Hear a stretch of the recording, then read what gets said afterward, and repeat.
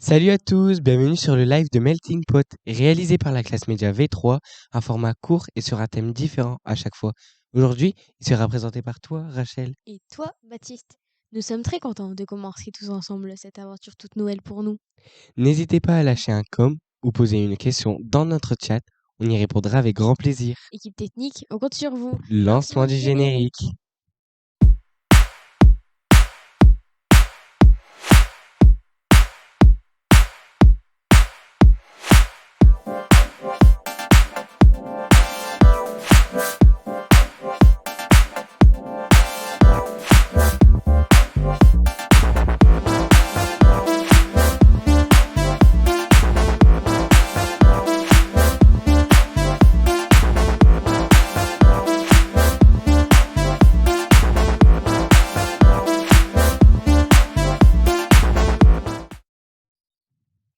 Il est beau ton pantalon, tu as presque le même que le mien. J'adore le modèle. Est-ce que dans le chat vous avez trouvé le nom de ce pantalon? Car vous aurez trouvé le thème de notre speed live.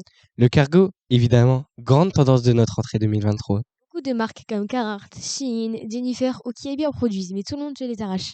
Pourquoi y a-t-il une telle différence de prix entre les pantalons de chez Carhartt et ceux de chez Shein, par exemple? 106 € l'un et 10 € l'autre. 96 € de différence. Comment s'y retrouver avec notre argent de poche? Et comment trouver le meilleur rapport qualité-prix? Nous allons voir tout ça dans un reportage créé par nos camarades. Direction le centre de Valenciennes pour aller écouter un commerçant. C'est parti! Depuis quelque temps, les pantalons cargo envahissent les réseaux sociaux, de même qu'ils envahissent les rues. Quelle est la marque de ton cargo et le prix? C'est un cargo Zara que j'ai acheté à 40 €. Je l'ai eu chez Jules pour 50 € seulement. C'était une bonne affaire. Mon cargo, je l'ai eu à Stradivarius, il coûte 29,99 €. Mon cargo, je l'ai acheté à H&M et il coûtait 40 €. C'est un cargo Carhartt et je crois qu'il coûte 90 €. Nous sommes devant White Shop, une boutique de vêtements multimarques du centre de Valenciennes qui propose des cargos. Allons-y. Dans ce magasin qui vend justement des cargos Carhartt au prix plus élevé, le vendeur a répondu à nos questions. En ce moment, là, depuis 2 ans, c'est vraiment la grande mode chez les jeunes comme chez les adultes. C'est un modèle de pantalon qu'on retrouve très souvent. Mais alors, pourquoi une telle différence de prix? Au niveau des coutures, il y a plus de couture que sur un pantalon à 10 € par exemple. Il y a des renforts au niveau des genoux, tout ça, et la toile utilisée est beaucoup plus résistante, parce que c'est un coton de meilleure qualité. Les pantalons cargo ici qu'on a en magasin, ils sont fabriqués pas en Europe, mais ils sont fabriqués au Pakistan. Comme beaucoup de vêtements chez Carhartt, dans d'autres pays ça va être Chine, tout ça, chez nous c'est le Pakistan. Pourquoi le Pakistan? Parce que c'est chez eux que vient la meilleure qualité de coton, la 2e mondiale. Quand tu vas commander par exemple un pantalon chez Chine ou ailleurs, il est fabriqué souvent en Chine. Et le coût de fabrication est très très peu élevé. Les salaires pour les gens ne sont pas du tout les mêmes. Le suivi derrière n'est pas le même du tout. Et donc c'est tout ça qui va rentrer en compte avec toutes ces grandes entreprises de fast fashion. C'est que c'est fabriqué énormément et à des coûts moindres. Mais du coup, les gens qui les fabriquent ne sont pas forcément bien payés. Et tout ça, c'est souvent ça qui revient. Les matériaux utilisés ne sont pas forcément bons. Beaucoup plus de matériaux chimiques. On utilise plus de produits naturels, tout ça. Ils font plus attention à tout ça et à l'écologie surtout. Alors, si toi aussi tu veux un cargo pour être à la mode, réfléchis bien à son origine avant de l'acheter. Pendant qu'on regardait le reportage, des invités sont venus nous rejoindre. Nous avons la chance d'accueillir Justine, gérante du magasin Buzia à Valenciennes, magasin de seconde main spécialisé dans le vintage urbain. Bonjour. Et Anne-Sophie, créatrice de mode à la tête de l'entreprise des jaquettes. Bonjour. Également sur Valenciennes. Votre Bonjour. spécialité, c'est l'upcycling.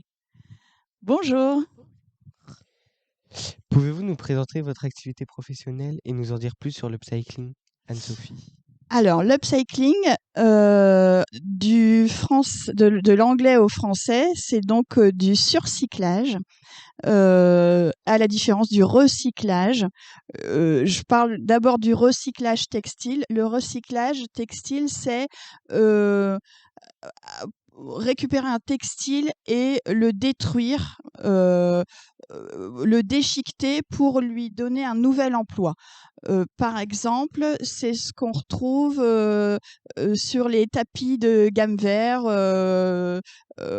pour faire absorber l'eau des plantes, ce petit tapis-là, c'était nos anciens pantalons, c'était ça. L'upcycling, le surcyclage, c'est valoriser un vêtement, donc lui garder sa fonction première, comme celui-ci.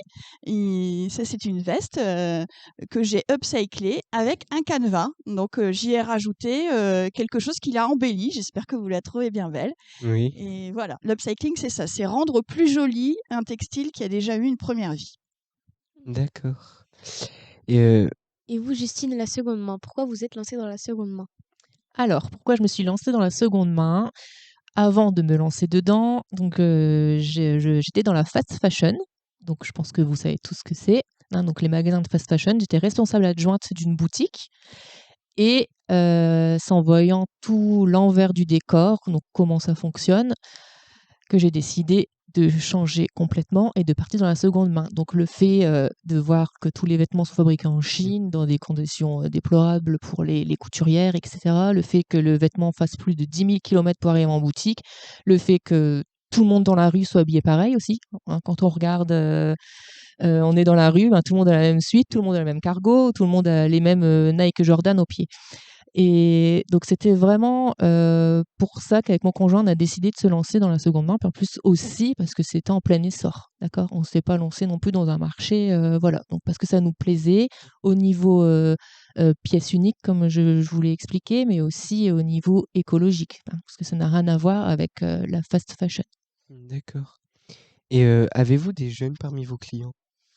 Alors, c'est quoi un jeune ? Pouvez-vous nous dire une tranche d'âge? Alors oui, nous, à la boutique, donc à Busia Vintage, on a tout âge qui peut entrer. C'est vrai que la majorité, ce sera des jeunes. Donc, ce que j'appelle jeune, ça sera un collégien, un lycéen, un étudiant à la fac. C'est la plus grosse majorité de la clientèle de la boutique. Mais je peux très bien avoir... J'ai une cliente régulière qui a 92 ans. Donc, qui cherche vraiment une belle pièce, par exemple un beau manteau en laine ou le pull tricoté, c'est ça qu'elle va chercher. Et aussi, on va avoir des trentenaires ou des personnes de 40 ans qui, eux, sont nostalgiques de leurs années ados, enfants, ados, etc. Et quand ils rentrent dans la boutique, pour eux, c'est un peu le musée. Donc, ils vont sortir les pièces des rayons, ils vont dire « Ah, ça, c'est ce que je mettais quand j'étais au collège. Ah, tu te souviens, nous, on mettait ça. » Et voilà, ça fait débat. Et voilà, donc beaucoup de jeunes, mais toute tranche d'âge quand même, pour ma part en boutique. Oui. Alors, il faut savoir aussi que ces vêtements que Justine vend, qui ont déjà eu une première vie dans les générations précédentes, ils ont été fabriqués d'une telle façon, une confection telle et avec une qualité de tissu telle que ils ont traversé une ou deux générations et ils sont toujours dans un super bel état. Donc ils ont encore une promesse de troisième ou de quatrième vie.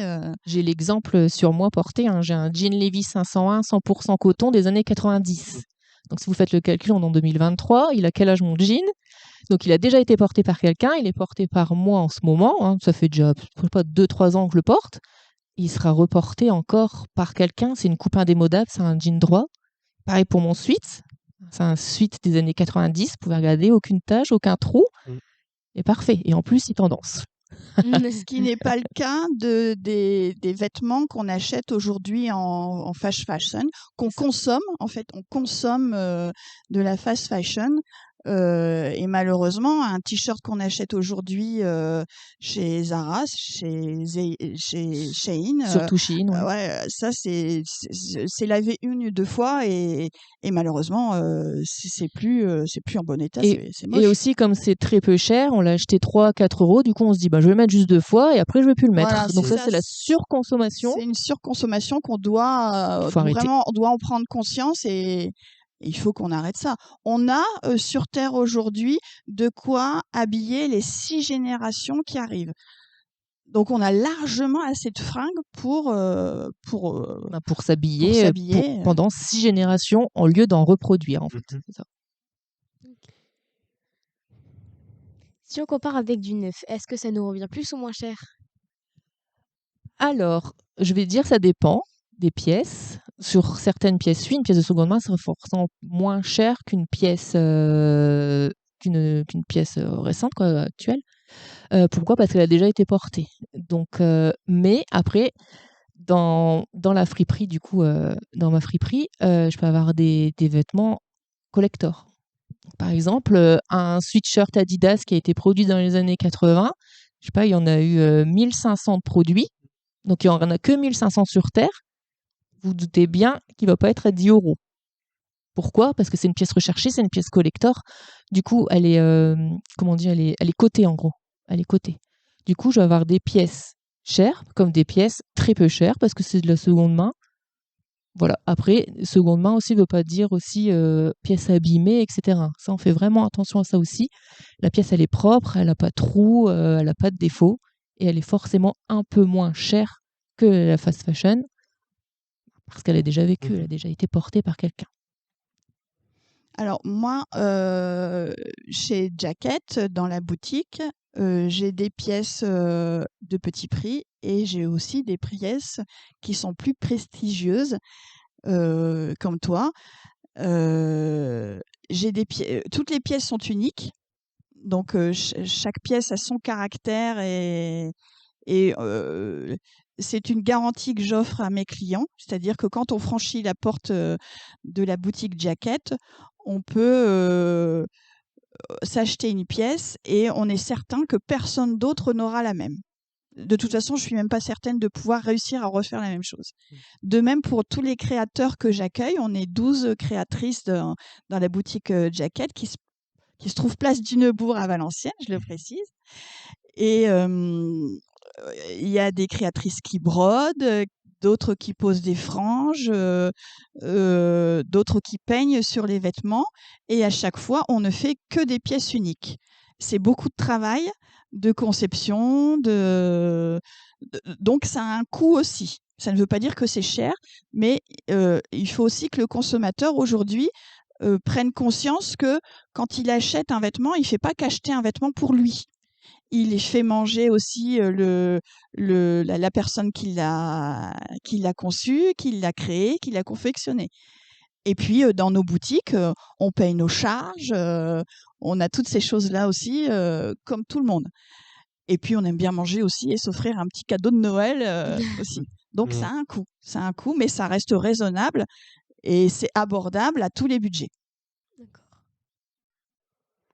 Et du coup, quel était votre objectif avec vos boutiques?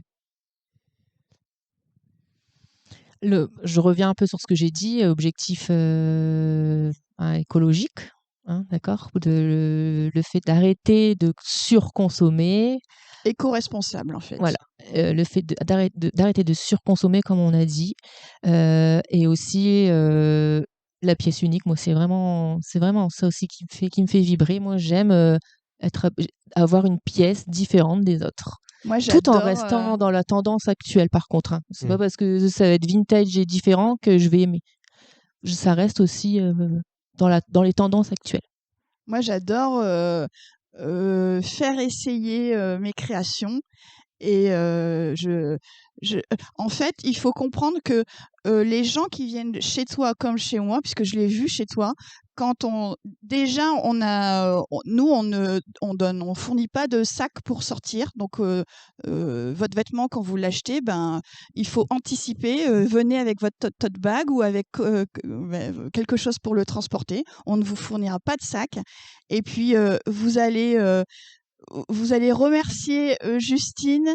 Enfin, on remercie pas Justine comme on remercie la vendeuse de Pimki, c'est pas possible. Et on ne sort pas de nos boutiques comme on sort de Nocibé, c'est pas du tout la même chose. On sort avec un sourire niais, béat, on est content de porter une pièce dont on a rêvé ou qu'on pensait pas que ça pouvait exister. Moi, c'est ça que j'adore dans ma boutique. C'est vraiment ce qui me fait me lever le matin pour aller bosser. C'est le sourire des gens quand ils sortent de là. C'est un bonheur. C'est vraiment une récompense. Est-ce que c'est dur de tenir une boutique sur Valenciennes? Ah bah là, comme je viens de te le dire, pour moi, c'est mon petit cadeau. Après, tous les jours sont pas simples pour se garer, par exemple. Et puis, il y a des petits aléas. Quand tu dis est-ce que c'est dur, tu parles de quoi en fait? Ben, la concurrence entre les boutiques, parce qu'il y en a D'accord. beaucoup. Alors, moi, si je regarde la concurrence, si tu me compares à la fast fashion, Bon, j'ai on se rien à compare voir. pas, en fait. Hein. Je peux pas. Moi, je peux un peu me comparer parce que c'est vrai que ma clientèle, c'est comme vous, donc c'est un peu. Donc, certains de mes clients vont à la fast fashion, donc savent les tendances. Donc, c'est vrai que je suis un peu cette tendance-là, mais en seconde main et en vintage. Mais est-ce que c'est dur? Non, parce que nous, on se différencie des autres. Voilà, pour ouvrir un commerce et faire comme tout le monde, ça marchera pas. Par contre, si on arrive à se différencier, à faire autrement et que ça plaise aux clients, Après, aux autres, on est ça nous-mêmes fonctionne. aussi consommateurs. Donc, je sais pas toi, mais moi, ça m'arrive aussi. Déjà, je trouve que c'est inspirant d'aller voir dans les boutiques de fast fashion ce qui s'y passe. Je regarde ce qui s'y passe, je Ouais. regarde les tendances. Moi, ça m'arrive aussi de craquer. Je me porte pas que de la Ouh. seconde main. Ouais. Bah, par exemple, moi, mes sous-vêtements et mes souliers, j'achète pas de seconde main. Le reste, oui, mais après, c'est vous qui êtes porteur de ce genre de projet, qui êtes notre avenir. À vous, dans vos structures je sais pas, au collège, on peut bien imaginer une journée par mois de seconde main où chaque collégien vient avec une pièce de seconde main sur lui. Ça peut être un enjeu. On n'y vient pas d'un seul coup. Il faut y venir petit à petit. Mais la seconde main, comme on y est baigné depuis qu'on est tout petit, en fait. Tout petit, on portait déjà. Et surtout que là, c'est vrai qu'en ce moment, c'est facile de se procurer de la seconde main.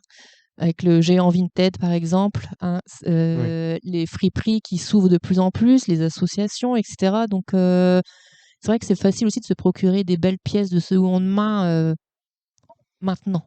Après, si vraiment vous êtes inspiré par l'écologie responsable, Vinted, c'est pas forcément le bon choix non plus. Quand vous achetez sur Vinted, déjà vous vous connectez.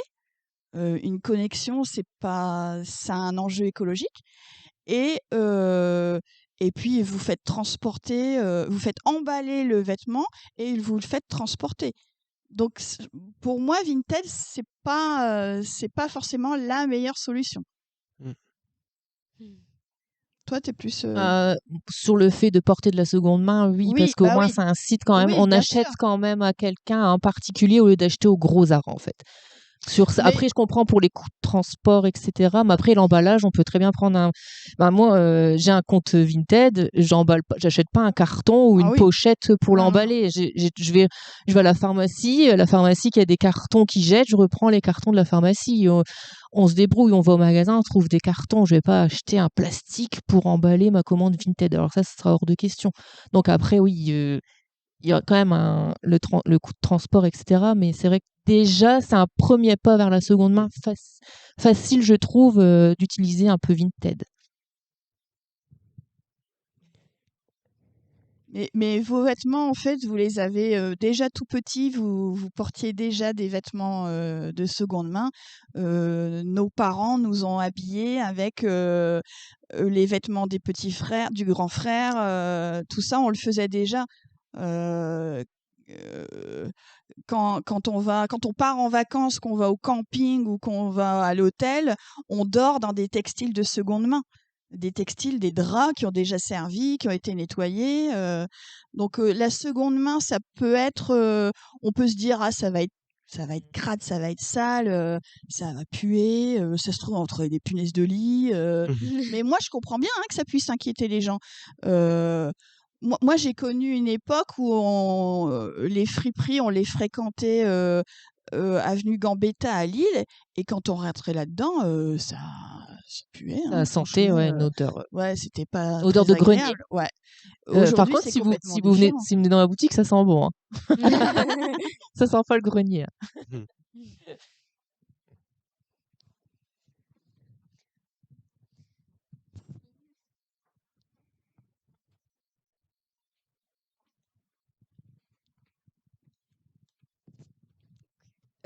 J'ai 2 pantalons et à votre avis, lequel est le mieux? Est-ce que vous pouvez me dire pourquoi?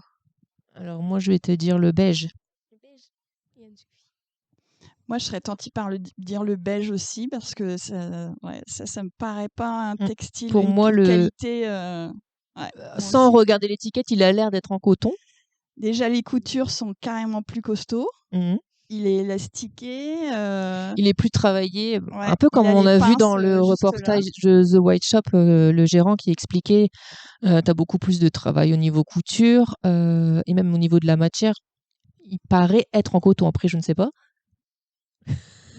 L'autre, il me paraît bas de gamme, le kaki.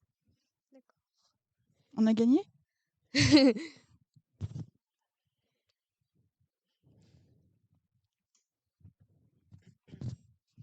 Donc, merci à vous d'avoir répondu à nos questions et sur le chat, on a quelques réactions. Merci à vous. Donc, on a Madame Boucher qui nous dit: «Bon courage tout le monde pour le live». Ben, merci beaucoup. Merci, Madame Boucher. On a fantastique Madame Fox qui nous dit super le sujet. Bah merci, c'est gentil. Et on a Anonymous Zea qui nous dit le live est bien fait. Bah, pareil, Cool. merci aussi. On a fantastique Madame Fox qui nous dit et vous les avez achetés où vos cargos? Ah oui, les vôtres? Oui, bah le mien il vient de chez Shein. Ah bah bravo. Et le mien il vient de chez Zara. D'accord. Ensuite, on a Alexandre Milan qui nous dit pourquoi vous avez choisi ce thème. Bah on a choisi ce thème parce que le cargo est très à la mode en ce moment et qui était à la mode avant. Et aussi parce que c'est un sujet que bah moi j'affecte parce que j'aime bien la mode et j'aimerais en faire ma passion et mon métier. Et du coup bah c'est pour ça que j'ai donné cette inspiration. D'accord. Alors moi, je sais pas si c'est le moment et j'avais envie de rajouter aussi un truc, c'est que dans nos boutiques respectives, pour info, on n'a pas vraiment d'encart spécial fille, encart spécial garçon. On mélange tout, on s'en fout un peu. C'est unisexe, ouais. Voilà, c'est unigenre. Moi, j'ai beaucoup de garçons qui arrivent et qui ressortent avec des corsets ou des choses que de prime abord on pourrait penser que je les ai réalisées pour des filles et non. Donc il y a juste que je crée aussi pour les enfants, donc là il y a un espace plus baby junior, mais sinon tout est rangé et alors rose, bleu marine, on s'en fout complètement, tout est unigenre. D'accord. On ne se quitte pas ainsi. On joue ensemble. Jouons. C'est le Pot and Curious.